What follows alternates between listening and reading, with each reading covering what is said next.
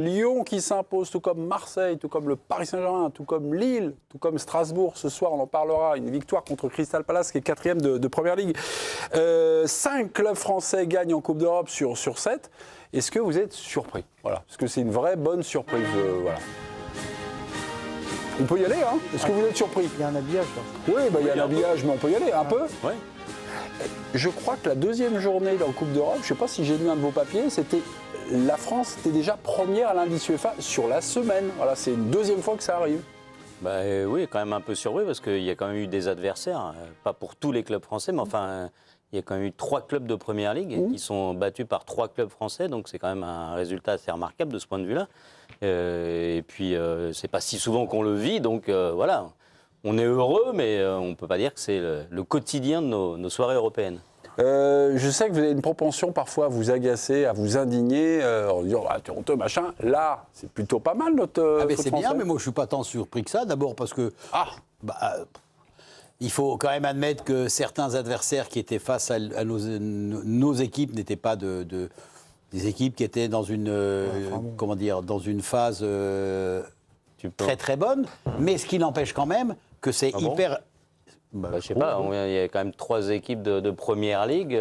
C'est Oui, quand même, sur les 3. Moi, je pense qu'à part Tottenham, les autres, c'est pas des. bien sûr, Newcastle ne m'inquiète pas. Non, bien sûr, hein, c'est des équipes, on les bat tous les dimanches. Là, sans aucun Et le week-end d'avant. Pourquoi tout de suite aller comme ça? Ils sont 13e ou 14e. Ils ont battu City le en week-end d'avant. Angleterre. Oui, mais peut-être, mais c'est les pas accidents, négligeable, ça quoi. arrive. Bon, de toute façon, moi, je vous donne mon sentiment, bien sûr. c'est tout. Maintenant, si vous avez, au contraire mais de moi, vas-y, je vous respecte, et moi, je vous embrouille pas. Nous aussi, on te respecte. Non, pas du tout. On aura un petit peu, mais des fois, on te corrige. Mais on respecte quand même. Laissez-moi Bon, tranquille. Étienne, arrêtez de l'embrouiller là. Non, mais ceci étant, je trouve sincèrement que c'est une belle performance, mais je suis beaucoup déçu de ce que j'ai vu de certaines équipes que l'on Les adversaires français, quoi. les adversaires français. Voilà. Ok. Ouais, moi j'irai pas trop sur ce terrain-là parce que combien de fois on a vu des matchs où on se disait c'est à la portée des clubs français et à chaque fois ça tournait au vinaigre et la pièce retombait du mauvais côté. Bon, je vais pas rappeler les jeudis de l'angoisse qu'on a vécu plus d'une fois ici. En général, ouais, c'était les jeudis noirs. Moi c'est plutôt de la satisfaction. Je suis plutôt content et en plus je trouve que face à des équipes de Première Ligue dont le championnat est quand même, qu'on le veuille ou non, supérieur au nôtre. On enregistre quand même 3 victoires sur la semaine. Alors évidemment, il faudrait que ça se reproduise dans le temps et plus souvent et sur des cycles. Mais on ne peut pas bouder ce soir notre plaisir. On a battu Newcastle qui avait battu City juste un peu avant. Tottenham, c'est le premier tiers du championnat en règle générale, même si c'est un peu ambivalent ces derniers temps. Et on voit la qualité des joueurs. Et puis ce soir, Strasbourg... dans un match d'équipe intermédiaire de chaque championnat, il passe devant Crystal Palace. Donc c'est quand même bon signe pour le football français. Après, on peut toujours critiquer, on peut toujours trouver des choses à dire. Mais bon, voilà, moi, je leur tire mon chapeau. Bon, après, on parlera peut-être un peu plus tard de Nice, quoi. Claude, est-ce que vous avez vu les matchs? Est-ce que vous voyez quelque chose, un point commun, un creuset commun, peut-être une idée force qui se dégage à travers ces performances, quelque chose à grappiller? Oui, moi je fais partie d'une génération où on ne peut pas banaliser des victoires contre trois équipes de Première Ligue, parce que ça ne nous arrivait pas très souvent. Et en plus, avec des entraîneurs à la tête de ces équipes qui apportent quelque chose de rafraîchissant, où il y a de la qualité, où il y a la volonté de jouer, où il n'y a pas une victoire qui soit usurpée. Hier soir, justement, je faisais cette réflexion à la fin de PSG-Tottenham. On était entre potes, on regardait ce match et tout, et à la fin, tout le monde se lève en disant il y a quelques années, tout le monde aurait sauté de joie et tout, mais il faut faire attention de ne pas banaliser les performances, parce que c'est quand même toujours une remarquable performance de battre des équipes de Première Ligue avec les moyens qu'ils ont. Et ce dont vous parlez tout à l'heure, c'est la volonté, la qualité du jeu en permanence. D'accord. Okay. C'est pas des... Bon, même si Strasbourg, il y a Crystal Palace qui... Alors, on rate jamais des buts, on ne rate que des occasions de but, mais ils en mettent une sur le poteau, but ouvert, et une sur la transversale. Ça paraît incroyable. C'est plus difficile de pas les mettre de les rater que de les mettre au fond. Mais après, bon. il y a Claude. Quand vous dites Strasbourg, c'est aussi un club anglais. Non, mais je veux pas jouer non, mais je veux pas contrarier les vents et le Mistral gagnant des clubs français. Mais on peut aussi noter, c'est vrai que c'est parfois un débat aussi, c'est que c'est 3 entraîneurs étrangers, quoi. De Zerbi. celui Luis Enrique et Liam Rosenior. Et Rosenior. Mais à Lille, c'est non, mais un entraîneur- tu parlais de la volonté de jouer. Non, mais je le sais. pas là-dedans. On ne peut pas mettre une pièce dans la machine. C'est ridicule d'aller là-dedans. Alors là, Ah ouais, c'est ridicule. non, mais- Souvent, c'est un débat qui traverse le football français.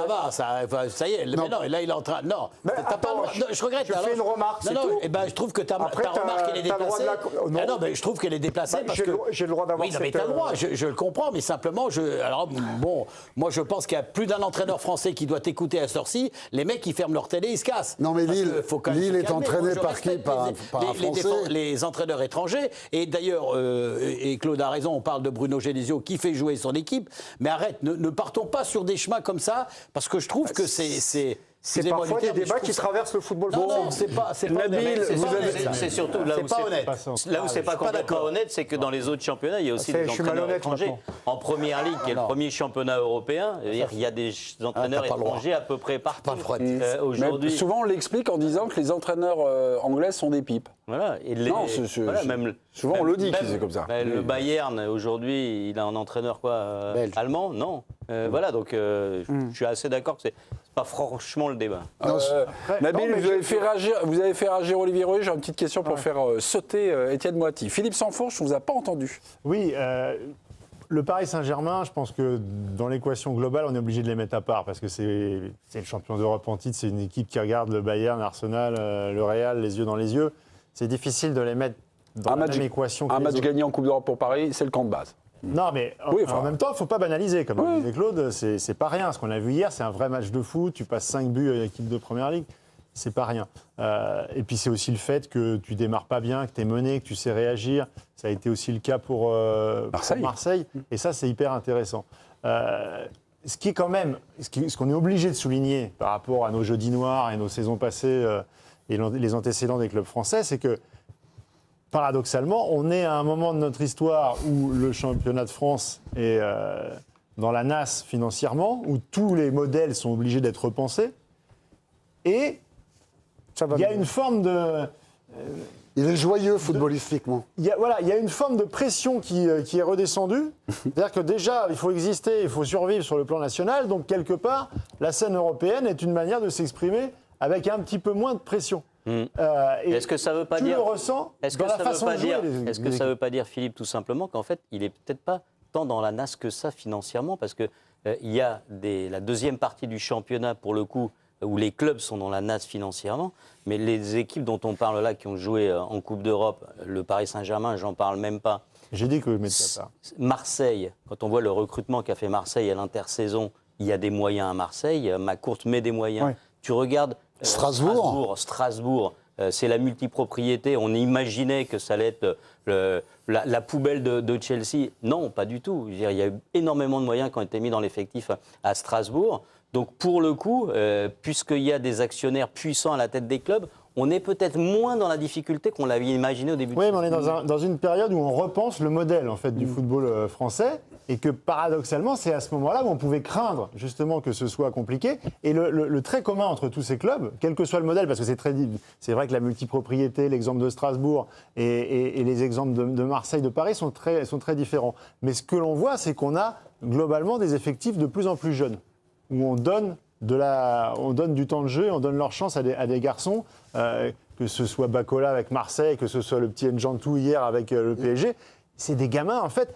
Il y a encore quelques années, on n'aurait jamais imaginé lancer sur une première titularisation un gamin de Mais on leur 18 ans. donne- Ouais, mais là je te rejoins pas parce que ça, Ouais. les deux cas que tu cites, Tu me c'est me rejoins pas sur grand-chose, mais Bah, t'as souvent tort. pas sur C'est ces quand deux même un peu trucs-là, parce que je trouve que ces deux cas-là, c'est pas pour des raisons économiques qui sont Mais là, j'ai pas fait la alignées. corrélation avec l'économie, là. Là, je parle c'est de... comme ça qu'on le comprenait un peu quand même. Non, mais je parle d'un état d'esprit Tu l'as aussi dans qui les est en clubs train de étrangers. changer. Parce que le modèle est en train de changer. Et il est en train de servir le football français, qui, on le sait, a un vivier de joueurs exceptionnel. Donc en fait, ce qui pouvait être un handicap au départ peut devenir un avantage sur le long terme. Philippe, je voulais attaquer Étienne à peu près, on va dire, C'est sur pas le, sympa, même, ça. sur le même Il le fait biais. tout seul Non, lui-même, je il y suis a pas pas très de- sympa, mais c'est au moment où la France traverse sa crise des droits télé la plus sévère qu'on obtient des résultats. Vous me l'avez un peu répondu directement à ma question, directement à Philippe, en disant, en fait, la crise des droits télé, elle touche pas, on va dire, le haut du panier. C'est comme ça. Enfin, ou moins le haut du panier. C'est comme ça qu'il faut l'entendre. Oui, parce que les clubs français ont été largement vendus et il y a eu un actionnariat extrêmement important qui est venu en Ligue 1. Donc la plupart des clubs dont on parle, ils ont tous des actionnaires puissants, des fonds qui ont énormément d'argent, des milliardaires. Donc il y a une grosse moitié du championnat de France de Ligue 1 qui n'est pas complètement impacté par la crise des droits télé. En revanche, la deuxième partie de la Ligue 1 et toute la Ligue 2, ils sont au bord du gouffre. Bah, Lyon a été un peu abîmé quand même par... Pas par les droits télé. Pas par les droits télé, mais par ses problèmes financiers et tout. Par son actionnaire. Et on voit où ils en sont quand même aujourd'hui. Ils ont un bon coach aussi, Lyon. Oui. Je ne veux pas lancer le débat. Ah donc il n'est pas français. Ah, Je ne veux pas lancer le débat. Je trouve que c'est un coach qui fait du bon Non, travail. je pense... Alors là maintenant, voilà. Duel évidemment entre Nabil et Olivier sur le thème évidemment des entraîneurs. Ouais. Est-ce qu'il faut avoir un entraîneur étranger pour être capable de faire une carrière en Coupe d'Europe quand on est un club français? Ok. Les questions, on va les reposer de manière un peu plus courte. Un entraîneur étranger pour un club de Ligue 1, est-ce que c'est un atout supplémentaire? Non, c'est Voilà. pas un atout Un entraîneur étranger dans un club de Ligue 1, est-ce pour vous un atout supplémentaire? Nabil, vous ne pouvez plus vous cacher. Vous ne pouvez plus vous cacher. Vous répondez oui et Olivier va vous écouter attentivement. Olivier, quand il caresse son alliance, c'est que c'est très mauvais signe. Nabil, un Non, ce qui est entraîneur... embêtant, c'est quand il l'enlève pour se battre. Un entraîneur étranger se battre. en Ligue 1, est-ce que c'est un plus, non, pour les clubs de Ligue 1? À vous de défendre cette opinion. Non, pas forcément. Je pense que la compétence n'a pas de nationalité. Et je pense que même qu'il y a des très bons entraîneurs français, jeunes, mais à qui on ne donne pas forcément leur chance dans les gros clubs. Je sais pas, Digard, Sage, ça propose du football, ça pourrait très bien être à la tête de ces clubs-là et ça ferait également des résultats. Mais factuellement, je constate quand même qu'il y a des entraîneurs étrangers qui réussissent sur la scène européenne et c'est ceux que j'ai cités. Et est-ce que c'est forcément une coïncidence ou pas? Je pose la question naïvement. Ok, très bien. C'est un duel à fleur et moucheté. Vous l'avez entendu là? Il se dérobe un peu, hein, il est un peu allumeuse. Allez-y, allez-y. J'ai même pas de réponse à lui apporter parce que de toute façon, il vient de nous faire la démonstration que non, il le dit d'entrée. Ben non, il n'y a pas besoin de. Tu parles pas de Debris qui est en ce moment À Sunderland. en championnat Angleterre et qui lui se fait un régal et tout le monde est debout devant lui. Donc faut arrêter. C'est des débats qui m'insupportent. On met pas. Moi, je mets pas en cause les nationalités. Je mets pas en cause les pouvoirs, les compétences des entraîneurs parce qu'ils sont tous capables de faire jouer une équipe correctement. La différence pour moi, elle est surtout dans les dirigeants. Les dirigeants qui refusent, pour quelle raison, je ne la connais pas, je ne la soupçonne pas, mais qui refusent de donner leur chance aux entraîneurs français. Olivier, votre temps est terminé. Pardon. Il reste 7 dixièmes de seconde au matois, au malin Peut-être pour se Nabil recoiffer. Djellit. Ouais, mettre un peu d'eau. Garde la mèche, comme dirait Bouba. Ok, merci beaucoup. Bon, compte X de l'équipe du soir. Il y a Virginie qui vient de dire que c'était nul, mais bon. Eh oui, Alors, je suis assez franche, quoi. Bon, vous avez pas pensé mentir. quoi de ce duel président là? Nabil un peu allumeuse, il va pas. voilà, il laisse pas la même chose. Ils étaient le meilleur avocat d'Olivier, c'est Nabil. Bah, c'est clair. Donc, mais moi je crois qu'on oublie des entraîneurs français comme du jeu qui fait un travail invraisemblable à Angers avec quasiment zéro moyen. Habib Bey, que n'eût-on dit il y a quelques jours s'il avait été limogé il y a 5 matchs, s'il avait été remplacé par un entraîneur étranger qui aurait gagné aussi 4 matchs et un match nul, qui aurait pris 13 points sur 15, on aurait dit ah ben vous voyez, au moment où tout le monde, ici même, j'entendais dire que c'était terminé, qu'il n'avait plus aucune chance de s'en sortir.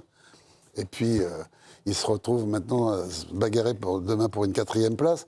Ce qui veut dire qu'il y a des bons entraîneurs partout. Moi, je ne peux pas dire le contraire. J'ai passé ma vie à entraîner quasiment à l'étranger. Donc, j'ai eu cette chance. Mais il y a aussi des entraîneurs étrangers qui ont été catastrophiques quand ils sont venus en France. Catastrophiques dans le comportement, qui ont manqué d'humilité. Et moi, ce que je vois, c'est que la formation à la française... plus ça va, meilleure elle est. Et c'est vrai qu'elle peut s'appuyer sur un bassin de population en talent footballistique incroyable, qui est en particulier le bassin parisien. Donc je crois que c'est pour ça que le football français a de belles journées devant lui. Citons les grands auteurs. Il y a quelques années de ça, Pablo Longoria, le président de l'Olympique de Marseille, donnait une interview à l'équipe MAG. Il était interrogé, mais pourquoi à chaque fois vous choisissez des entraîneurs étrangers? PSG aussi. Réponse de Pablo Longoria, parce que les entraîneurs étrangers vendent un projet de jeu. Alors, est-ce que c'est une coquille vide ou pas? Mais alors voilà, c'est sur la promesse qu'avec un entraîneur étranger, souvent ce qu'on entend, c'est le projet. C'est un décideur qui dit ça vous fait marrer, mais de Pablo Longoria qui change lui-même souvent d'avis. Donc il change souvent l'entraîneur, mais il prend souvent les entraîneurs étrangers. oui. Ça veut dire qu'il n'avait pas eu tout le monde la première fois. Pardon, mais ni la deuxième ni la troisième parfois. Donc, on a des bons entraîneurs français, ce que j'ai écouté, je fais la synthèse, mais on ne leur donne pas les chances. C'est la faute des présidents, machin. Donc, les présidents français sont à peu près tous des cons. Comment se fait-il que les présidents des clubs étrangers ne se précipitent pas sur les coachs français? Je ne fais pas le procès, mais je m'interroge. Voilà. Moi, je pense qu'il y a un domaine qui m'a toujours assez étonné, c'est que les entraîneurs français ne parlent en général ou très mal l'anglais. Ouais, ce qui est quand même la première base pour espérer travailler dans n'importe quel domaine. C'est pour ça que l'UDECATEF organise des masterclass en anglais. Ah ben, il était temps. Mais très sérieusement, depuis... Quand on regarde, par exemple, les entraîneurs portugais, qui sont des gens qui travaillent beaucoup, qui travaillent bien, mais ils ont tous appris l'anglais, ils le parlent couramment, et c'est la base pour pouvoir commencer à exercer à l'étranger. Oui, c'est une des raisons. C'est vrai que on n'a pas beaucoup de polyglottes. On y vient de plus en plus. Mais je pense que pardon, mais excusez-moi. On voit beaucoup dans la confrérie portugaise une grande solidarité entre. C'est ce dont je voulais parler. Oui. Les entraîneurs français ici sont solidaires de façade, solidaires pas toujours. Enfin, toujours. Pas toujours. Il y a une beaucoup plus grande solidarité. C'était avant le démembrement de l'ex-Yougoslavie, il y avait une énorme solidarité aussi avec tous les entraîneurs yougoslaves, qu'ils soient d'origine bosniaque, croate ou serbe, qui formaient des clubs et des staffs très structurés. Et c'est vrai que les Portugais, en général, quand ils quittent un pays ou quand ils quittent un club, ils sont très souvent remplacés par d'autres entraîneurs portugais, parce qu'il y a une solidarité énorme. Non, mais il y a une question de réseau aussi. Ouais, voilà. Réseau, lobbying, aujourd'hui, des maquis avec les grands agents qui sont des agents qui ont eux-mêmes beaucoup de joueurs à placer, et que quelque part, il y a souvent une forme de package aussi qui intervient. C'est là où il y a un grand danger. On peut le voir aussi sous cet œil-là, oui. de cet œil-là. Nabil n'avait pas beaucoup d'arguments à esquiver, mais c'est Nabil qui gagne.